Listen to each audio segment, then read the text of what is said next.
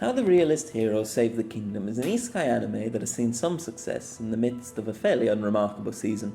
Despite garnering decent attention, there's little being said by the larger names in the community, and here in Mal the scores seem bizarrely split between bemusingly high grades of 9s and 10s, contrasted by those scoring exceedingly harshly in the 1s to 3s. Today I'd like to take after the show's namesake, and take a slightly more balanced vantage point.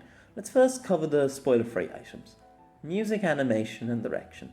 With this being a new show, the OST is yet to be released, to my knowledge, meaning I couldn't listen to it independent of the show as per my usual routine. With that said, the OST should by rights be the show's strongest selling point. Studio JC staff have some great in-house artists, and no doubt both the intro and outro are wonderful. Further, there's some simple but nice insert pieces, and many of the backing tracks are grandiose, packed with percussion instruments, fitting solidly the medieval aesthetic of the story.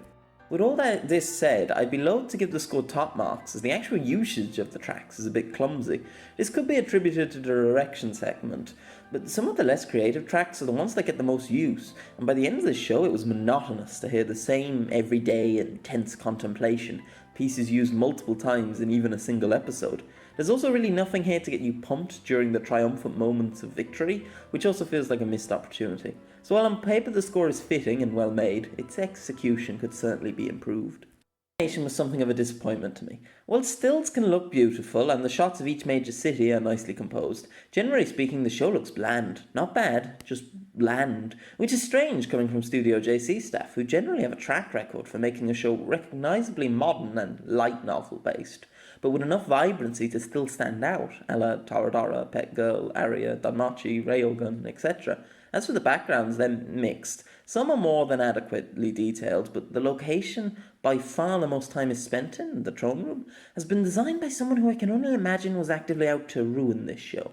This large room is all shades of grey, especially behind the actual throne, where there is a monotonous slab of flat grey that can't help but draw the eye. It's as though they'd never heard of the negative space principle.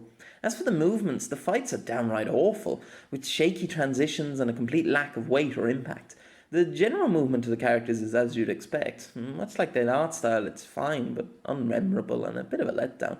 Speaking of poor choreography, we have the direction, which is maybe the show's biggest pitfall. The story is very exposition heavy, so how does the director choose to compensate this and keep the visuals interesting? With the use of dynamic 360-degree camera shots, and characters walking superfluously to and fro across rooms. Again, it could be worse, and the first time I saw it I was actually a little impressed by the extravagant camera work, but overall it's exceedingly boring to look at more often than not. When someone explains some basic function of nature in baby terms to the other characters, the best you can hope for is cutaways to completely still images, which really isn't much. As for the battles and such like, the director is clearly cutting as many corners as possible, generally showing a commander talking, while something more interesting is implied to be happening off screen. Finally, you have the structuring, which is just straight up abhorrent. We spend an entire episode's worth of time on a cooking program, half an ep on history's least interesting adventure ever, a whole half on a shopping trip, and another episode's worth on a minor domestic quarrel between two side characters. Now don't misunderstand, all of these things have their places and can greatly help with the world building of any good fantasy story. But not only does much of it feel like padding, but this poor management of time forces the war arc of the show to be barely 2 to 4 episodes long, making you feel ham-fisted and almost giving the impression that the production is just uninterested in that part of the show. They don't even cut the OP and ED, a JC staple across many of their shows, of the final episode to try and desperately scrape back some much-needed time. I especially find all this strange as the director is by no means an amateur. Takashi Watanabe is downright prolific and has done work I've absolutely loved for many works by the studio, in the likes of Shakugan no Shana and The Slayers, to name his most famous credits. As such, I'm left to question whether they simply had a remarkably small budget for this show, or if COVID and time constraints were the cause of all this egregious corner cutting and laziness. Story and characters. In terms of story, a lot is hampered by the aforementioned structuring and visual elements. The goal of the story is to fix the dire financial straits the kingdom finds itself in, and for Soma to find himself a family, and it sort of accomplishes these things. However, it's not exactly mind-blowing television. Now, to be fair, I've said on occasion that drama is highly subjective, and you may indeed find this a gripping tale. However, generally speaking, the show's lack of any real driving force However, generally speaking, the show lacks any real driving force. While fiscal ideas are mentioned, we're never told how much money the kingdom has or needs. Further, it's impossible to tell how much time passes between episodes, and because we don't have any characters with the perspective of the average citizen, it's hard to tell if anything that we're told about has actually worked to help the normal people. By the end of the show, you'd be forgiven for thinking barely a month has passed, something which, if anything, the characters seem to reinforce. Characters are fairly standard fare. They fill out regular isekai tropes, with the only attractive males of the group, aside from the protagonist, being conveniently off-screen for almost the entire run of the show. Even calling them characters seems a little much. The Princess Licia at first seems intriguing as someone who might oppose Soma becoming acting king and then gradually appreciate him or fall in love with him over the course of the first series, creating a classic arc and payoff to follow, as well as giving a great excuse for Soma to show off his knowledge. But before the first 2 episodes are even done, she has already swooned and proceeds to do nothing of note other than get a haircut for the rest of the show. This strikes me as a great shame, as what small, tiny hints we get that she and Soma might actually be a supportive team are never really given any limelight, and by the property's close, they act the same as they did when they first met, with no progress, friendly or romantic whatsoever, bar one single conversation and a few blushes on Licia's part. Now, mind you, I don't hold it against anyone who found her endearing. She is no question cute. I just wish they did a little bit more with her characterization as the female lead. Bureaucrat Marx, whom actually seems somewhat interesting, gets conveniently sidelined for being old or something. Similarly, the king and queen are irrelevant past episode 1, not even being used for episodic comic relief or such like, and the others aren't of any note except maybe Ashia and Soma himself. These two share an interesting trait, whereby something traumatic will occur and then it just sort of has no impact on them whatsoever. Ashia suffers most here, as after a terrible incident, her reaction is pretty much just to ask if her uncle could have done more, and then she never brings it up again.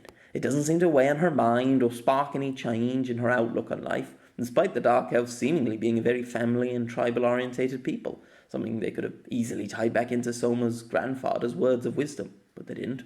Same with Soma, who seems to be nearing a revelation that he has the power to affect the lives of thousands in strategic warfare, but then in the next episode seems to have forgotten this temporary moral dilemma and returns to sending off armies to brutally murder one another before kind of remembering it in episode 12.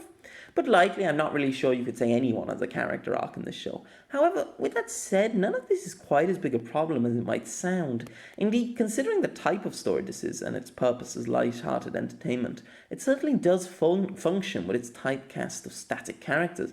However, it would have been nice to have seen some of sort of development implemented for the main duo at the very least, in order to give the show a much needed emotional core, which one would imagine would be obvious considering the find and protect the family mantra. Realistic solution. As I see it, it wouldn't actually take much to vastly improve the story of how the realist hero saved the kingdom. Some small changes like making the throne room more interesting and breaking up the exposition with actual animated cutaways to farmers working in fields and so on, along with a reorganisation of the already quite good OST, could easily push this show up to a 7.5 out of 10. However, the sad fact to me is that I really think this one has some potential beneath the surface to be a truly heartwarming and wholesome little tale about found family. Unfortunately, it seems like JC or the finances behind it just didn't care all that much. As if they did, I don't think we'd have this bland art style, shockingly bad action, atrocious structure, and just an ultimately cheap-feeling product. To me, it feels like Realist Hero is a bad adaptation, in spite of my not even having read the book. It's the sort of half-assed cash grab that has become all too frequent, which I think is a real damn shame. With just small changes this could improve, and with a bit of care, I think this could have been a really good watch. For an example of what I mean, take a look at the original Zero no Tsukaima, an isekai by JC staff from 15 years ago, with an original set of just 13 episodes. Its action is by no means brilliant, nor is it anything mind-boggling narratively, and yet despite its age, its backgrounds are still gorgeous. Its characters have far more depth than is required of the story being told. The OST is an absolute delight and always used sparingly with one-off tracks for special occasions and character teams for the leads. But most of all, it exudes passion and heart. You can't help but smile at how much the creators clearly cared about every aspect of their funny little light novel adaptation. Rest in peace, Nobuo Yamaguchi. It's for that sort of love and attention to detail, that caring sense of fun put into what might otherwise be a fairly mundane or forgettable series, that I love JC staff for. It's why I'd have once called them my favourite studio. But here it feels like we get none of that. There is no heart in most of these visuals, no passion in the editing room or the producer's office. The voice actors do a good job at the least, and again, it's not bad, it's just meh, bland, unimpressive. Hopefully, with the advent of a second half, we might see it gain an increase in its somewhat shaky production values, and with the establishment of the world out of the way, we may even get some better structured arcs to come. We can at least hope so, anyway. So, to conclude, while you may enjoy this show for what it is, you also won't be missing out much if you decide to give it a pass, and as such I'd advise most readers or watchers to go and try other classic isekais like the prior mentioned Familiar of Zero, or alternatively Grimgar of Fantasy and Ash, which takes a different sort of realistic approach to the isekai genre, and only to watch Realist Hero if you're bored and simply looking for an easily digestible and relatively pleasant way to spend your time. I hope you enjoyed. If you liked this short essay, please press the like button or leave a comment below to chat with me. It's a little shorter than most of my reviews, but you can watch them here too if you're interested in my more long-form thoughts. That said, thanks for listening. We'll see you next time.